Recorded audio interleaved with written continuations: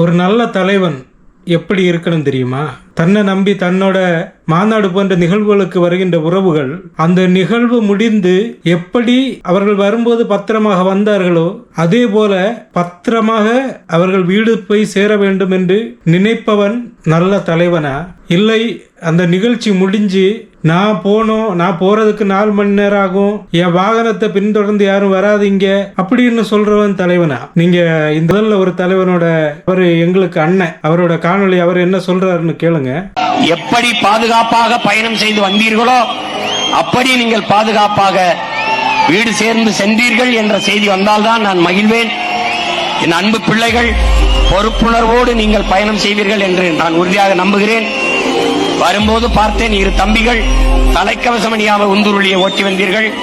மிகப்பெரிய தவறு. அந்த தவறை என் உடன் பிறந்தார்கள் பிரபாகரனின் பிள்ளைகள் ஒருபோதும் செய்யக்கூடாது. பத்திரமாக சென்று நீங்கள் ஊர் போய் சேருங்கள். தன் நிகழ்வுக்கு தன்னை நம்பி தன்னோட கட்சியை நம்பி வந்த 41 பேர் இறந்தப்போ அவங்கள போய் பார்க்காம தலைதெறிக்க ஓடிய ஒரு தலைவன். ஏன்னா அவங்கள இன்னுமே அவர் ரசிகர்களாவே வச்சிட்டு இருக்காரு. நேற்றைக்கு ஒரு நிகழ்வு நடந்தது, அதுலயும் அவங்க அன்னைக்கு என்ன செஞ்சாங்களோ அதே தான் செஞ்சிட்டு இருக்கிறாங்க. இவர் சொல்லியும் கேட்கல. அதனாலதான் நேற்றைக்கு அந்த நிகழ்வுல என்ன சொல்றாருன்னு நீங்க ஒன்னு கேட்டுக்குங்க. ஒரு சின்ன ரிக்வெஸ்ட், நான் திருப்பி இங்க இருந்து நான் 4 hours சென்னைக்கு போனோம்.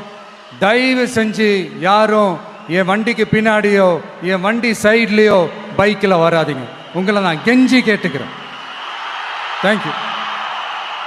நீங்க எப்படி வந்தீங்களோ அது மாதிரி பத்திரமா போங்கன்னு சொல்லல. இப்படி சொல்லியிருக்கணும் தானே. ஒரு நல்ல தலைமை பண்பு அப்படின்னா நம்மளை நம்பி வராங்க, அவங்க பத்திரமா வீடு போய் சேரணும்னு சொல்லணும் தானே. அது சொல்லல. என் பின்னாடி வராதிங்க, நான் அவங்க சொன்னாலும் கேட்க மாட்டாங்க. இவரு சொல்லி முடிச்சு மேடையில இருந்து இறங்கி வாகனத்துல போயிட்டு இருக்கிறாரு. வந்து அவரை சுத்தி அவர் வாகனத்தை சுத்தி நின்றுட்டாங்க. ஏன்னா அவங்களுக்கு அரசியல் புரிதல் இல்லை. அவங்க இப்பவும் திரை கவர்ச்சியிலே தான் இருக்கிறாங்க. என்னமோ அவரு அந்த வேற்று உலக வாசி போல. அவர் மனுஷன் தானே. சிந்திங்க. நீங்க அந்த திரையில பாக்குற லெகசி அது திரையோட முடிஞ்சிரும். அது நிஜத்துல அந்த லெகசி எல்லாம் இருக்காது. நீங்க சில காணொலிகளை பார்த்தாலே புரியும். அவரை தொட போனாலே அவரு தள்ளி போறாரு கோவப்பட்டுட்டு. அப்படிதான் அது நிஜத்துல அப்படிதான் இருக்கும். திரையில உங்களுக்கு பாக்குற அந்த லெகசி எல்லாம் நிஜத்துல கிடைக்காது. அதனால சற்று சிந்திங்க. மக்களை நேசிக்கிற தலைவர் வேணுமா, மக்களை ரசிகர்களா வச்சிருக்கிற தலைவர் வேணுமான்னு நீங்க தான் சிந்திக்கணும். நாளைய தலைமுறை வாழ்றதுக்கு நல்ல ஒரு பூமி இருக்கணும். இதே மாதிரி நீங்க எதுவும் சிந்திக்காம ரசிகர்களாவே இருந்தீங்கன்னா அது நாசமா தான் போகும்.